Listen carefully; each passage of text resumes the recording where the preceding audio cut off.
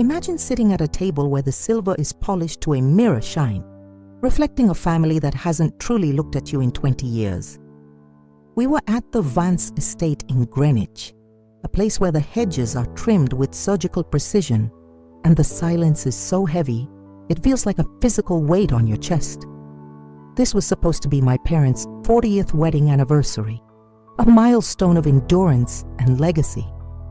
But as I sat there, adjusted my silk blouse, and listened to the rhythmic clinking of crystal, I realized the evening's true purpose wasn't celebration. It was a formal eviction of my soul from the family tree. My father, Robert, didn't even wait for the main course to be served before he cleared his throat, a sound that always signaled a command, and adjusted his gold signet ring. He didn't look at me with the warmth of a father, but with the cold, calculating gaze of a CEO letting go of a redundant employee. He slid a heavy, leather-bound folder across the mahogany table toward me. It contained the final draft of their discretionary trust, a legal fortress designed to ensure that the Vance millions would bypass me entirely, flowing instead into the manicured hands of my biological sister, Chloe.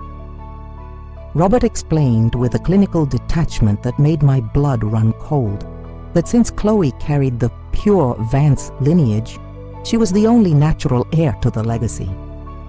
He told me, with a straight face, that I should be grateful for the 20 years of shelter they had provided, as if my childhood was a high-interest loan that had finally come due.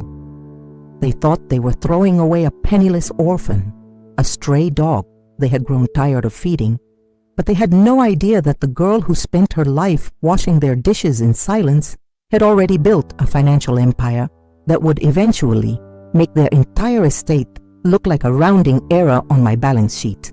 The cruelty of that moment wasn't just in the disinheritance, it was in the justification. My mother, Margaret, sat at the head of the table, her pearls glowing under the chandelier like rows of tiny frozen tears. She didn't protest. She didn't even flinch.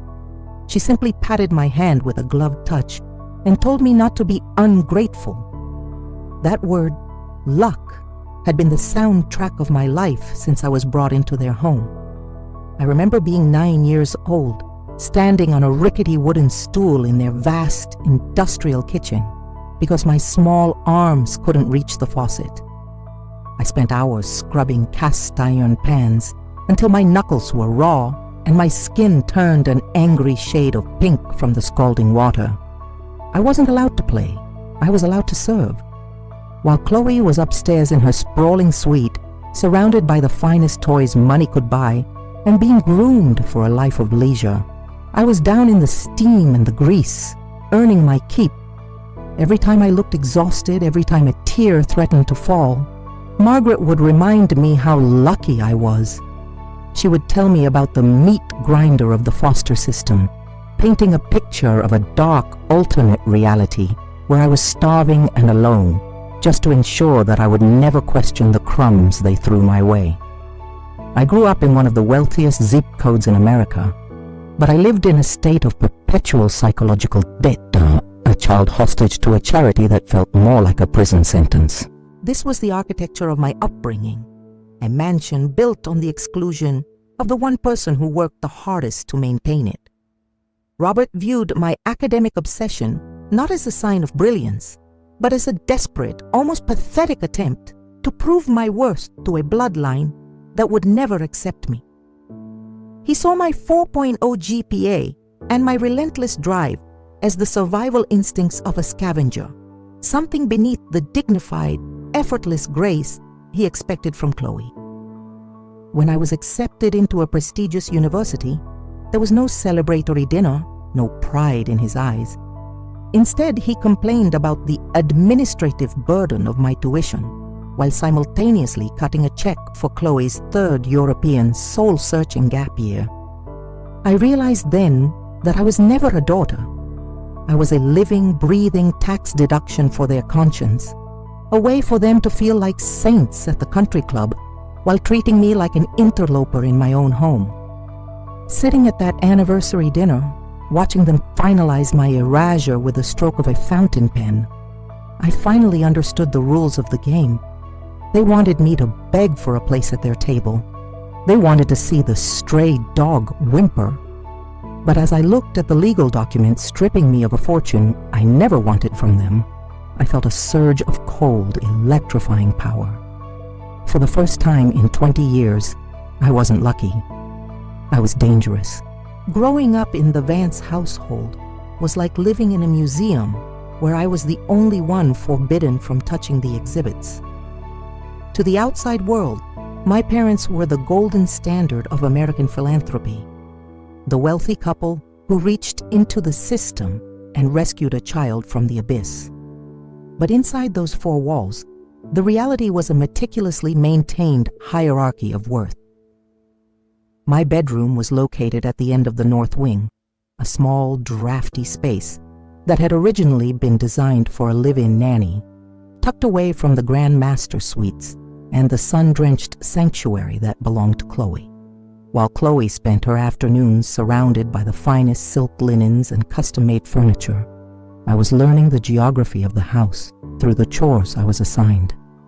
I wasn't just a daughter. I was the silent engine that kept the Vance aesthetic pristine. By the time I was 10, I knew exactly which chemical combination would remove the red wine stains from the Persian rugs and how to polish the silver until it gleamed with a cold, unforgiving light. Every time I completed a task, every time I stood back with aching shoulders and raw hands, my mother would look at me not with love, but with a terrifyingly calm expectation. She would adjust her pearls and remind me that this was the price of my luck.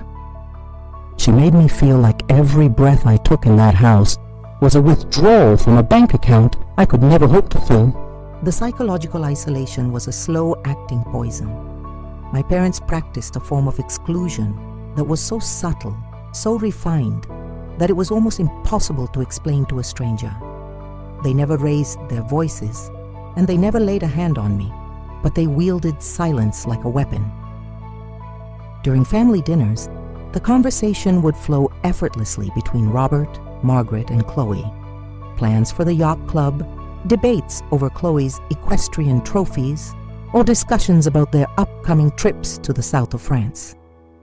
I sat there like a ghost at the feast, physically present but strategically ignored. If I tried to chime in, if I shared a grade I was proud of, or a book I had read, the air in the room would suddenly grow thin.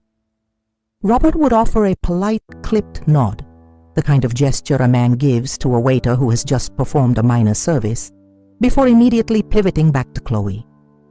It was as if my existence was a background noise they had trained themselves to filter out. Chloe, sensing this dynamic with the cruel intuition of a favored child, took every opportunity to remind me of my status. She would accidentally leave her dirty laundry in my room, or demand that I fetch her things in front of our parents, watching with a smirk to see if I would dare to protest. And I never did. I knew that in the court of Robert and Margaret, any sign of disrespect toward their biological miracle would be met with the ultimate threat, the reminder of where I came from, and the chilling implication of where I could be sent back. By the time I reached middle school, I had become a master of invisibility. I learned to anticipate their needs before they could voice them, hoping that if I were useful enough, I might eventually earn a shred of genuine affection. I became a straight-A student, not out of a love for learning, but out of a desperate need to be irreproachable. I wanted to be so perfect that they couldn't possibly find a reason to discard me. I spent my nights studying under the dim light of a desk lamp long after the rest of the house had gone quiet, fueled by a mixture of terror and a growing silent rage. While Chloe was being rewarded with designer bags for barely passing her classes, I was achieving national honors and receiving nothing but a cold "as expected" from my father. Robert viewed my intellect as a tool, something that could be used to increase the family's prestige in public. But in private, it was just another reminder that I was a stray dog trying to act like a purebred. He once told a colleague at a garden party that I had surprising tenacity for someone of my background, as if my brain were a biological anomaly he had discovered in a lab. That was the moment I realized that no amount of perfection would ever make me a Vance. I was an investment they were starting to regret, and the only way out was to build a world they couldn't touch. This period of my life was a masterclass in emotional endurance. I watched as my parents poured millions into Chloe's fleeting whims, expensive hobbies she abandoned within weeks, international trips that taught her nothing but arrogance, and a constant stream of luxury goods that only served to swell her sense of entitlement.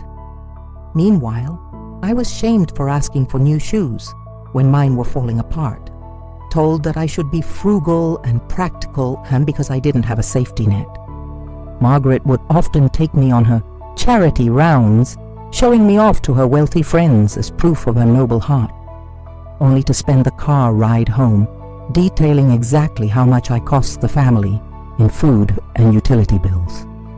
I was a prop in their play, a living piece of evidence for their supposed sainthood. But as I sat in the back of that SUV, listening to her droning on about the burden of responsibility, a cold wall began to rise inside me. I stopped looking for their approval and started looking for their weaknesses. I began to realize that the Vance empire was built on a foundation of ego and fragile appearances, and that one day, the girl they treated like a charity case would be the one to decide if that foundation stood or crumbled. The transition from high school to college was the moment Robert and Margaret expected me to finally break under the weight of my inferiority. While my sister Chloe was essentially handed a gold-plated invitation to a prestigious liberal arts college, despite her abysmal grades and a history of disciplinary issues that my father's donations managed to erase, I was told that the family's academic fund was suddenly depleted. My father sat me down in his study, a room that smelled of expensive tobacco and ancient leather, and explained with a terrifyingly calm indifference that they had already fulfilled their legal and moral obligations to me. He suggested that since I had such natural tenacity, I should have no problem finding my own way. It was a calculated move, designed to keep me tethered to them, a way to ensure that I would remain the grateful, struggling orphan forever living in the shadow of Chloe's ease. But they didn't realize that for someone like me, a no from a man like Robert Vance wasn't a stop sign. It was the fuel for a nuclear reactor. I walked out of that house and enrolled in a state university, a place they considered beneath their social standing, and I did it without asking for a single cent.